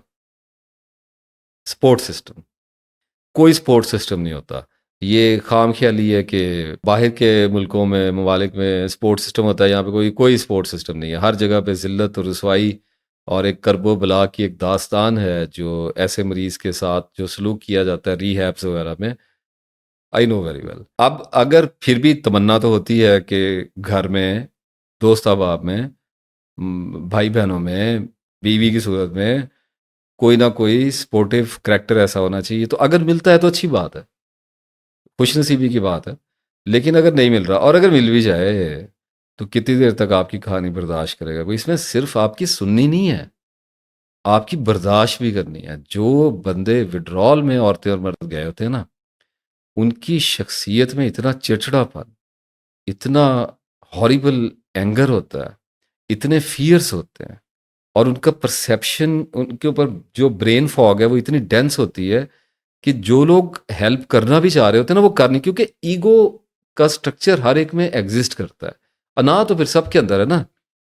अना अगर गुस्से से नहीं खोलेगी तो वो हर्ट तो होगी ना। ये दो ही तो उसके पोल्स हैं, इसके दरमियान में वो तो घूमती फिरती रहती है। अगर गुस्सा नहीं खाएगी तो दुखी हो जाएगी। तो अगर फॉर एग्जाम्पल आपकी बीवी है आपके सपोर्टिव में, आपके हस्बैंड, अगर आप खातून हैं, आपके हस्बैंड आपको सपोर्ट कर रहे हैं, अगर आपके माँ बाप आपके सपोर्ट में हैं, वो कहते हैं अच्छा ठीक है, आप विड्रॉल में जाइए, हम आपको सपोर्ट देने की कोशिश करेंगे, तो सबसे बड़ी रिस्पॉन्सिबिलिटी आपके ऊपर है, उनके ऊपर नहीं है। परसेप्शन ठीक रखें, अपने एंगल्स को अलाइन करके रखें रियलिटी के साथ। ये नहीं है कि अब आप चीखेंगे घर में, आप लड़ाइयाँ करेंगे, आप खाना खाने से इनकार करेंगे, आप पड़े रोते रहेंगे और लोग आपके पीछे तरले मिन्नतें करते चलते फिरेंगे। ऐसा कभी होगा? आमतौर पे नहीं होगा। लोग गुस्सा कर जाएंगे आपका, लोग आपसे आपको बुलाना बंद कर देंगे, हर्ट हो जाएंगे, आप पता नहीं मुंह से क्या क्या बातें निकाल देंगे। तो इस मामले में ये जानने की ज़रूरत है कि जो साइकोलॉजिकल पेशेंट होते हैं ना, एंग्जाइटी के पेशेंट्स होते हैं, उनके अंदर एक बड़ी वीकनेस होती है। वो मलबा सपोर्ट सिस्टम पे डाल रहे होते हैं, यानी डिपेंडेंसी तलाश कर रहे होते हैं। डिपेंडेंसी कैसे क्या होता है? एक जंग हो रही है, उस जंग में आपके साथ कंधे से कंधा मिला के लोग लड़ने के लिए तैयार हैं, लेकिन आप ये बात याद रखिए कि वो इस जंग में अगर आपके साथ आए हैं तो उनको भी दुश्मनों से लड़ना पड़ रहा है। वो हमेशा आपके आगे खड़े होकर नहीं लड़ेंगे, आपकी वजह से उनको भी तनाव आ रहा है। अगर एक आदमी को डिप्रेशन आया, हो सकता है उसके घर में पैसे खत्म हो जाएं, हो सकता है उसकी अपनी बीवी बच्चों से लड़ाइयाँ झगड़े शुरू हो जाएं, हो सकता है उसकी नींद ना पूरी हो रही हो। तो डिप्रेशन, मैं तो अक्सर कहता हूँ कि कैंसर या इस किस्म की बीमारियां, हार्ट के इशू जब किसी फैमिली में किसी बंदे या औरत को हो जाए ना, तो वो सिर्फ उस एक फर्द को नहीं होता है, वो पूरे खानदान को बीमारी लग जाती है। क्योंकि इम्पैक्ट तो सबके ऊपर गिरा है, मलबा सबसे ज़्यादा तकलीफ का उस पर है, लेकिन उसके इम्पैक्ट सब पे आ रहे हैं। हर जगह हर फर्द घर का अपनी अपनी जगह पे उससे मुतासिर हो रहा है और इन्फ्लुएंस भी हो रहा है उसके साथ। तो इस मामले में आपको थोड़ा सा ये देखना पड़ेगा कि आपको सेन रहने की कोशिश करनी है। और सेन यानी कि अक्ल के साथ आदमी तभी चलता है जब उसे अपनी बीमारी के बारे में नॉलेज होता है, वो उसको समझ रहा होता है कि मेरे साथ क्या हो रहा है, इसी वजह से वो आगे जा पा रहा होता है। अपने आप को संभाल के चलिएगा, आपको कुछ भी नहीं होगा। वीडियोस मेरी देखते रहिएगा, और बहुत वीडियोस हैं। कौन सा दुनिया में मैं अकेला बात कर रहा हूँ? जिन लोगों की इंग्लिश अच्छी है वो निकल जाएं, इंग्लिश के कंटेंट में निकल जाएं। बहुत कुछ पड़ा हुआ है, आप जब डिगिंग करेंगे तो you will find lot of James. वो आपको सपोर्ट भी मिलेगी, और अगर आपको इंग्लिश का ज़्यादा नहीं है तो आप मेरी देख लें, और बहुत से लोग हैं उनकी वीडियोस देख लें। और मोटिवेशन मसल को बना के रखें, ज़रा इसको एक्सरसाइज करते रहें। जो लोग विड्रॉल काट रहे हैं उनको कॉन्स्टेंटली लर्न करना पड़ेगा इंगेज करना पड़ेगा अपने आप को उस एटमॉस्फेयर में जिसमें आपको हर वक्त ये पता हो कि मैं सबसे बड़ा सपोर्ट सिस्टम पता किसको कहता हूँ कि अगर आप विड्रॉल में चले गए, आपने मेडिसिन छोड़ दी है, एक तो आपको फोरम्स अटेंड करने चाहिए। कम्युनिटीज़ बैठी हुई हैं, पूरी दुनिया में बैठी हुई हैं। पाकिस्तान में तो अब आई डोंट नो, मुझे नहीं पता है या नहीं है, मेरी तो नज़र से कभी नहीं, लेकिन बाहर बहुत सारी वेबसाइट्स हैं जिन पे कम्युनिटीज़ बैठी हुई हैं जो एक ही तरह के उनके सेक्शंस बने होते हैं। एंग्जाइटी का बना हुआ है, डिप्रेशन का बना है, बाइपोलर का, शिजोफ्रीनिया का, विड्रॉल्स का, एक्यूट का, प्रोटेक्टेड का, आईबीएस वगैरह के सेक्शंस बने हुए हैं। तो उनको आप ज्वाइन करें, उन लोगों के साथ आप डिस्कशंस वगैरह करें, वो लोग आपको मशवरा, लोग एक ही तरह की सिचुएशंस में गुजर रहे होते हैं, तो एक कम्युनिटी के अंदर आप चले जाते हैं। और हमारी नेचर है कि जब हम किसी ख़ास तरह के परसेप्शन में होते हैं, तो हम उस तरह की अगर हमें कम्युनिटी मिल जाए तो हमें बहुत ज़्यादा हौसला मिलता है। हमें ऐसा लगता है कि जैसे हम प्रोटेक्टेड हो गए हैं, अब हम अकेले नहीं हैं इस दुनिया के अंदर। तो अगर घर में सपोर्ट सिस्टम नहीं मिल रहा तो फोरम्स को ज्वाइन करें। उसके साथ साथ आप यूट्यूब की वीडियोस देखें, बुक्स पढ़ लें, लिटरेचर्स पढ़ लें, आर्टिकल्स पढ़ लें अपने मसाइल के ऊपर, तो नॉलेज बढ़ता चला जाएगा। तो अल्लाह ताला आपको कुशाइश वक्त बख्शता चला जाएगा और आपको आगे सफ़र करने में आसानी होती चली जाएगी। और उसके बाद शिज़ोफ्रीनिया और जो बाइपोलर वाले हैं वो क्या करें? फिर स्पेशली मैं तो ये भी कहूँगा कि मुझसे तो माएँ और बाप ये भी पूछते हैं कि हमारे बच्चों को ऑटिज़म हो गया, हम क्या करें? और मेरे पास जवाब नहीं होता। अगर कोई मुझसे ये पूछता है कि मुझे फोर्थ स्टेज का कैंसर हो गया, मैं क्या करूं, तो मुझे मेरे पास जवाब नहीं है। लेकिन ये कोई बैड न्यूज़ नहीं है। देखें, ज़िंदगी मौत अल्लाह के हाथ में है, बीमारी भी अल्लाह के हाथ में है, और शिफा भी अल्लाह के हाथ में है। हमारा काम सिर्फ कोशिश करना है। जैसे अब लोगों को डायबिटीज़ हो जाती है, लोगों को थायराइड के इश्यूज हो जाते हैं, खवातीन को बहुत हैं। पूछें अपने घर की खवातीन, अगर जो मर्द हजरात देख रहे हैं, हार्मोन का इम्बैलेंस हो रहा है, पीसीओएस पॉलीसिस्टिक ओवरी सिंड्रोम्स हो जाते हैं, सिस्ट डेवलप्स हो जाती है, बहुत लंबा, उसमें बहुत क्रूएलिटी है। एक मसाइल के जंगल में से गुजरना पड़ता है। और फिर लोगों को कैंसर हो जाता है, और बहुत सारे आर्थराइटिस हो जाता है। बहुत सारी एलर्जीज ऐसी हैं जिनका इलाज नहीं, लोग साल हा साल से इलाज करा रहे हैं, कोई उम्मीद बार नहीं आ रही। ऐसे मामलात में सब्र के साथ चलना होता है, लाइफस्टाइल को इम्प्रूव करना होता है। अगर आप मेडिसिन छोड़ेंगे, अगर हेलुसिनेशंस हो रही हैं, अगर मेनियाज आ रहे हैं, तो आपके तो हाथ से बात बाहर निकल जाएगी। तो मेडिसिन फिर डॉक्टर पे ट्रस्ट करना पड़ता है। डॉक्टर की अपनी जगह है, मेडिकल सिस्टम की अपनी एक रिस्पेक्ट है, उसकी वैल्यूज़ एंड प्रॉपर्टीज़ हैं। मैं उनको निगलेक्ट कैसे कर सकता हूँ? तो अपने स्कैट्रिस्ट और साइकोलॉजिस्ट के साथ राब्ते में रहिए। मेरी आईबीएस की वीडियोस देख लें, उसमें आपको बहुत कुछ मिलेगा। फूड इनटेक्स के बहुत से मैंने उसमें मिथ्स को डिबंक करने की कोशिश की है। स्टमक अपसेट होता है इस तरह की कंडीशन में, दिस इज़ नॉट पॉसिबल कि आपका जो आपका गट और आपका स्टमक जो है और आपकी इंटेस्टाइन्स जो हैं वो काम रहेंगी, साइलेंट रहेंगी, क्वाइट रहेंगी, ऐसा नहीं होगा। कुछ ना कुछ इश्यूज चलते रहेंगे। तो वो वीडियो आपके लिए बहुत ज़रूरी है, उसको देख लीजिएगा। और उसके साथ साथ ये है कि मैं आपको अभी आगे वीडियोस में कुछ बताने जा रहा हूँ। कुछ दुआएं हैं ख़ास, और तस्बीहात हैं, और कुछ रूटीन्स हैं। और उसके बाद भाड़ में जाए बीमारी, सारी ज़िंदगी लगी रहे, कोई मसले वाली बात नहीं है। शिफा का मतलब ये नहीं होता कि हर हाल में बीमारी ही अंदर से निकलेगी। बसा औकात मरीज़ को बीमारी के बराबर ताकतवर कर दिया जाता है कि बीमारी जिस्म में रहती भी है और लोग सारे काम करते हैं। ज़िंदगी गुज़रती है हुज़ूर वाला, ज़िंदगी गुज़रती है, बड़े-बड़े राज़ हैं ज़िंदगी के। कैंसर हो गया किसी को, नई जान छूट रही, और कोई आप कीमो करवाने के बाद भी सारी ज़िंदगी एक तलवार लटकती है सर पे।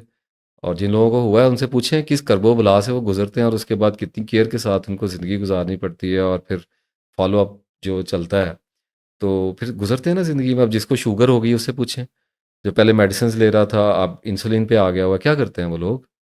क्या वो रोने बैठ जाते हैं? नहीं, वो लाइफ में चेंजेस करते हैं कुछ, और उसके साथ अपने काम धंधे भी करते हैं, अपनी क्रिएटिविटी को भी पूरी तौर पे एक्सप्लोर करते हैं। अपनी मैरिटल लाइफ भी गुजारते हैं, अपने बच्चों के साथ भी ज़िंदगी गुजारते हैं, इबादत भी करते हैं, अपनी आखिरत की भी कोशिश करते हैं, अपने नॉलेज को भी बढ़ाते हैं। बीमारी एक रुकावट ज़रूर है, बीमारी डेड एंड नहीं है, याद रखिए। बीमारी मौत नहीं है और मौत बीमारी नहीं है। अगर बीमारी आ गई है तो कुछ चीज़ें नज़र आने लग गई हैं, और क्या होगा? तो डरने वाली क्या बात है? अपनी मेडिसिन खाएं और जो उसके साइड इफ़ेक्ट आ रहे हैं उनको कोप करने की कोशिश करें, मैनेज करने की कोशिश करें। अल्लाह ताला से दुआ मांगें। कुछ तस्बीहात आपको बताऊंगा, साइड इफ़ेक्ट मैनेज होना शुरू हो जाएंगे, लेकिन सिर्फ उन लोगों के जिन लोगों को जेन्युइन प्रॉब्लम है। किसी को खुदकुशी के ख्याल आते हैं बार बार, मेडिसिन नहीं खाएगा तो और क्या करेगा? साथ साथ कुछ बताऊंगा ना तस्बीहात, तो अल्लाह ताला इतना मेहरबान है कि वो बड़ी बड़ी बीमारियों को दूर कर देता है। और जब वो बीमारी दूर करने पे आएगा ना, इन तस्बीहात और दुआओं की बरकत से और अपने कलाम पाक की बरकत से, तो आपको पता चल जाएगा कि आपको बीमारी के मुकाबले ला के खड़ा कर दिया गया है। फिर मेडिसिन कम होने लग जाती हैं। बहुत law hundreds of cases in my life I have seen, जो बहुत मिनिमल मेडिसिन पे हैं और पूरी एलिगेंस के साथ ज़िंदगी गुजार रहे हैं। तो इस मामले में परेशान होने की कोई ज़रूरत नहीं है। अल्लाह ताला आपका मददगार है। बहुत अजीम अक्सरियत लोगों की ऐसी है जिनको रिलीजियस ओसीडी हो जाती है। मज़हब के बारे में ख़्यालात आने लग जाते हैं। ऑब्सेसिव कंपल्सिव डिसऑर्डर में रिलीजन के ऊपर सुई अटक जाती है। बहुत कॉमन है। मैं आपको सच्ची बात बताऊं, एग्जैजुरेशन नहीं है। मुझे लोगों ने हरम के सामने बैठ के भी फ़ोन किए हैं कि हम बैतुल्ला के अंदर बैठे हैं और हमें मुकद्दस हस्तियों के बारे में नाजेबा ख्यालात आ रहे हैं। कितने कर्ब की बात है, कैसी बड़ी आजमाइश है। बेपनाह सब्र इस पे दरकार होता है। होती कैसे है? दो वजूहात होती हैं। एक तो अननोन हो जाए, जेनेटिक आ रहा है, पीछे से आना, मिजाज ऐसा था, होना ही होना था। शुरू में हाथ वगैरह धोने का वहम पड़ना शुरू हो जाएगा, पाकी नापाकी का एहसास बहुत बढ़ना शुरू हो जाएगा। बहुत ज़्यादा चीज़ों को संभाल के रखना, कोई टच ना कर ले, इस किस्म की चीज़ों से इस तरह की ओसीडीज़। और लोग आमतौर पे कहते हैं कि बंदा चलता हुआ नज़र आ रहा था, मेरे सामने आ रहा, मुझे ऐसे लग रहा था गंदगी का ढेर आ रहा है। बहुत ज़्यादा वहम। वहाँ से बढ़ते-बढ़ते बात, फिर वज़ू नहीं कर सकते, बार-बार करेंगे, जाए नमाज़ नापाक हो गई, मेरे कपड़े नापाक, तो रिलीजियस बहुत ज़्यादा। और फिर इससे बात बढ़ जाती है और फिर आगे बहुत कुछ, मैं डिटेल्स में नहीं जाना चाह रहा। बहुत कुछ आना शुरू, अल्लाह के बारे में ख्याल आने शुरू होते हैं कि पता नहीं है या क्या मामला है। ऐसे लगता है कि कुरान में फिर चीज़ें समझ नहीं आ रही होती हैं और शक होने लगता है मज़हब पे। शक और वसावस आने लगते हैं। अच्छा, अब जिनको तो हो गया, अल्लाह ताला की तरफ से आज़माइश आ गई, उनको भी मैं आगे बताने जा रहा हूँ। अब सब कुछ इकट्ठा करके मैं एट द एंड सॉल्यूशन पे जा रहा हूँ। और उस सॉल्यूशन में टेपर वगैरह और विड्रॉल हमने डाल ली है, और उन लोगों को भी साथ में ले लिया है, अपने भाई-बहनों को, जो विड्रॉल नहीं कर सकते, जिनको बीमारियाँ बहुत बड़ी-बड़ी लग गई हुई हैं और वो किसी वजह से भी लग गई हैं। मेरी सारी हमदर्दियाँ, मेरी सारी दुआएँ, मेरी सारी मोहब्बत, मेरे सारे जज़्बे आप लोगों के साथ हैं। बिल्कुल बेपरवाह रहिएगा, बेफ़िक्र रहिएगा, अल्लाह ताला के फ़ज़ल से इस दुनिया में हर बीमारी की शिफा मौजूद है। और वो अब होता ये है कि फिर कुछ एक क्लास मैं आपको बताता हूँ ऐसी है जिनको रिलीजियस ओसीडी, मजहबी ख्याल तंग करने लग जाते हैं। ये वो लोग होते हैं जो ऐसे दोस्तों की सोहबत में बैठने लग जाते हैं जो एथियस्ट होते हैं। अब आजकल तो ट्रेंड बना दिया ना हमारा मीडिया वगैरह ने, और वो चीज़ें बना दी कि जिसको देखो पता नहीं जी, ये कुरान में ये कहाँ है जी, वो कहाँ है, ऐसी बातें निकालने शुरू कर। मैं ऐसा कोई सख्त मिजाज का आदमी नहीं हूँ जो आपको रिचुअल्स पे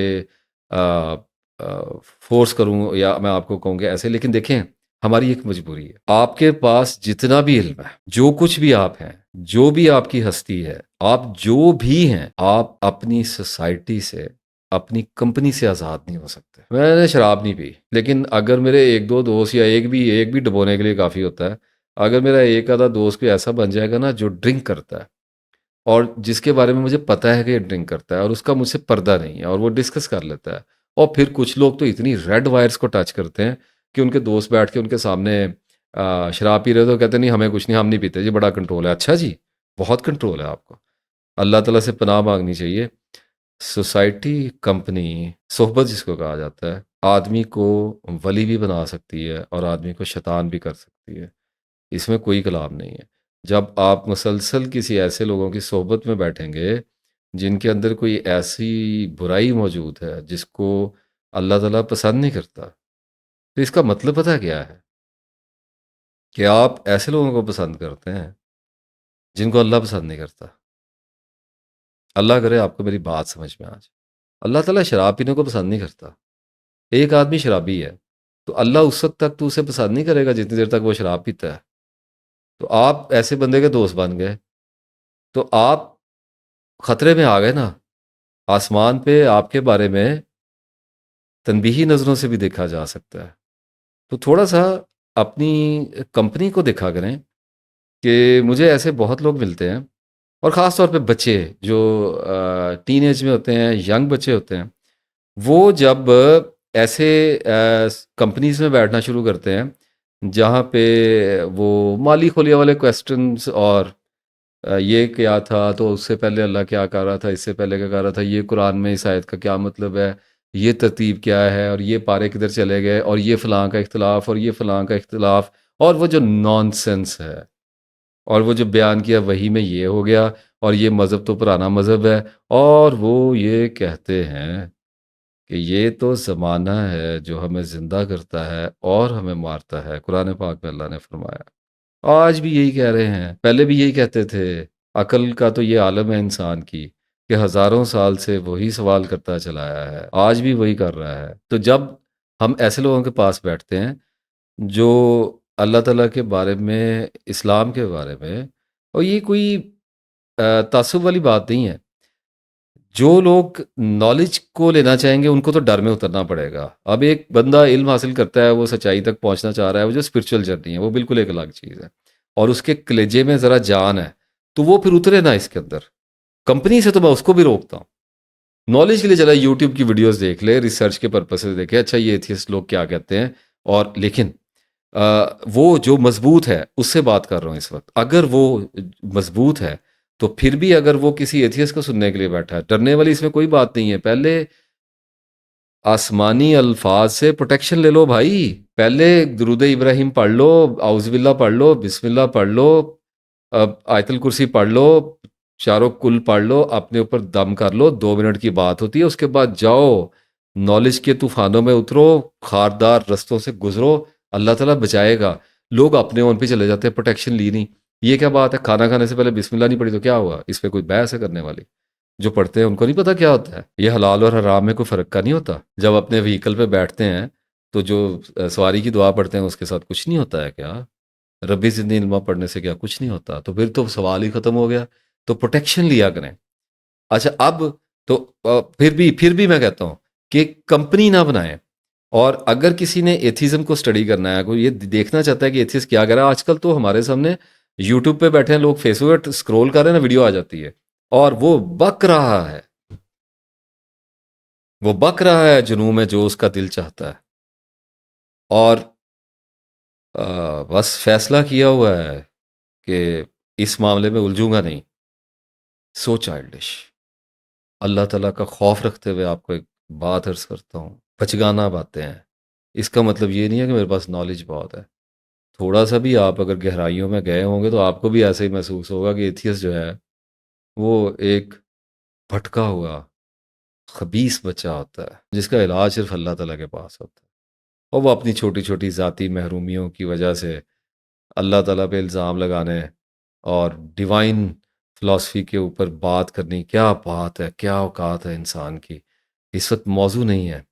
एक वीडियो करूँगा एथीज़्म पे, कभी अल्लाह ने फुर्सत दी तो एक करूँगा, सिर्फ एक करूँगा इंशाअल्लाह ताला।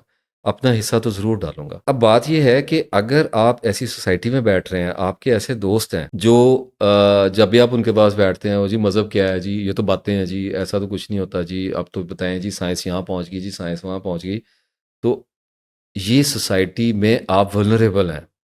आपको इन्फेक्शन लग सकती है अगर आप सेंसिटिव हैं, अगर आप इमोशनल हैं, अगर आप चीज़ों को बहुत ज़्यादा डेप्थ में जाके सोचते हैं, और सिर्फ चीज़ों को सोचते नहीं हैं, अगर आप सवालों को सोचते हुए उनके नतीजे में जो वेव्स पैदा होती हैं, जो इमोशंस की और फीलिंग्स की जो रोलर कोस्टर राइड आपके पाँव के टखने से आपके टो टू हेड आपके अंदर जो नज़ूल और सऊद होता है और जो जो वाइब्रेशंस चलती हैं, अगर आप उनको अफोर्ड नहीं कर सकते, अगर ओवरवेलमिंग जो आपके अंदर वो बजिंग होती है, अगर आपका दिल जब बैठता है, जब आपको कोई खौफनाक सवाल से वास्ता पड़ता है एथीज़म के और आपको होल्ड नहीं करना आता, आपको ये फन नहीं है आपके पास कि इसको होल्ड करना पड़ेगा, इस खौफ को सहना पड़ेगा और इसकी रिसर्च में जाना पड़ेगा और इस पेन को लेना पड़ेगा और इस सवाल को मारना पड़ेगा। अल्लाह ताला ने कहा ना कि मैं हक को बातिल के मुंह पे उठा के मारता हूँ, मुंह पे दे मारता हूँ। तो मुंह पे दे मारने के लिए अगर आपको अल्लाह से हक लेना है तो आपको उस हक के लिए सफर करना पड़ता है। तो अगर आपके अंदर ये हौसला नहीं है, अगर आपके अंदर गट्स नहीं है, इसका किसी महरूमी से कोई ताल्लुक, आपका मिजाज नहीं है ऐसा, तो उस सोसाइटी में ना बैठे। वो सोसाइटी आपको बर्बाद कर देगी। अच्छे भले आप बैठे होंगे और आपकी मुलाकातें चल रही होंगी, कर क्या रहे हैं वहाँ पे आप जाके, मुझे ये बताइए। अगर किसी का कोई एथियस्ट दोस्त है तो मैं उस आदमी और उस औरत से पूछता हूँ, अगर किसी की फ्रेंड, किसी लड़की की फ्रेंड उसके साथ इस किस्म की बातें करती है और वो चुप करके सुनती है, और अगर किसी लड़के का दोस्त या उसका टीचर या उसके गली मोहल्ले में बैठने वाले कोई 4-5 लोग जो बदबख्त हो गए हैं, जिनके ऊपर अल्लाह ताला के अजाब का साया आ चुका है, वो उनके पास बैठता है और वो अल्लाह ताला की तौहीन करते हैं, दरबार खुदावंद की तौहीन करते हैं, तो क्या कर रहा है? नॉलेज अगर नहीं है, अगर आपके पास नॉलेज नहीं है और आप ऐसी जगह पे जाके बैठ गए हैं जहां पर शयातीन जमा हो गए हैं, आपके पास डिफेंड करने के लिए कुछ नहीं है, तो आप खामोश बैठे हुए हैं वहां पे। आप वहां पे क्या कर रहे हैं? आपकी जगह वहां पे नहीं है। आप ऐसी जगह पे मत जाएं। सूरह निसा की 140वीं आयत पढ़ता हूं बजाय इतनी लंबी बात करने के। अल्लाह ताला की बात तो फिर क्या ही बात है, वो कलिमातुल्लाह ही हियल उलिया। अल्लाह ताला का कलमा जो है वो बड़ा ऊंचा है, उसी का सहारा लेना होता है हमने। और अल्लाह ताला तुम्हारे पास अपनी किताब में ये हुक्म उतार चुका है, हुक्म उतार चुका है, प्लीज ओपन योर आइज, और अपने कानों को खोलें। और अल्लाह ताला तुम्हारे पास अपनी किताब में यह हुक्म उतार चुका है कि तुम जब किसी मजलिस वालों को अल्लाह ताला की आयतों के साथ कुफर करते और मजाक उड़ाते हुए सुनो, तो इस मजमे में उनके साथ ना बैठो जब तक वो उसके अलावा और कोई बातें ना करने लगे, वरना तुम भी उस वक्त उन्हीं के जैसे हो। यकीनन अल्लाह ताला तमाम काफिरों और सब मुनाफिकों को जहन्नुम में जमा करने वाला है। इस आयत पे जो मैंने आपके ऊपर अभी पढ़ी है, इस पे गौर कीजिए, इसको दिल से सुनिए कि अगर मेरे पास नॉलेज नहीं है, अगर मैं नॉलेज में कमज़ोरी होती है, हम सबके नॉलेज बढ़े हुए तो नहीं होते कि आमतौर पर गली मोहल्लों में रहने वाले बच्चे बच्चियां के क्या नॉलेज होंगे, और हम ऐसे लोगों के साथ बैठे हैं जो अल्लाह ताला का मजाक उड़ा रहे हैं। एथियस्ट मजाक उड़ाता है अल्लाह ताला का, इसके सिवा उसने और क्या करना, अकल तो उसके अंदर होती नहीं है। तो वो अल्लाह ताला का मजाक उड़ा रहे हैं और आप वहां पर खामोश बैठे हुए हैं, तो आप अपने आप को रुसवा कर रहे हैं। पता है किसकी नज़रों में? उन काफिरों की नज़रों में तो कर ही रहे हैं। आप अल्लाह ताला की नज़रों में अपने आप को ख़राब कर रहे हैं। पता क्यों कर रहे हैं? आप उस वक्त मुनाफकत कर रहे हैं। क्या कहा अल्लाह ने? गौर करें यहाँ पे, दोबारा पढ़ता हूँ इसकी लास्ट वर्स। अल्लाह ताला ने फरमाया कि तुम भी उस वक्त उन्हीं के जैसे हो, और यकीनन अल्लाह ताला तमाम काफिरों को और मुनाफिकों को जहन्नम में जमा करने वाला है। क्यों? मुनाफिकत इसलिए आई हुई है कि आपको वहां पे कोई लालच, कोई बेनिफिट उस सोसाइटी को हो सकता है, आपके पास वक्त गुजारने के लिए और दोस्त ना हो, तो आपको लगता हो कि मैं और कहाँ पे जाके बैठूं इनके, तो इस चीज के लिए अल्लाह ताला के खिलाफ बात सुन रहे हैं वहां पे जाके। छोड़ें ऐसे दोस्तों को।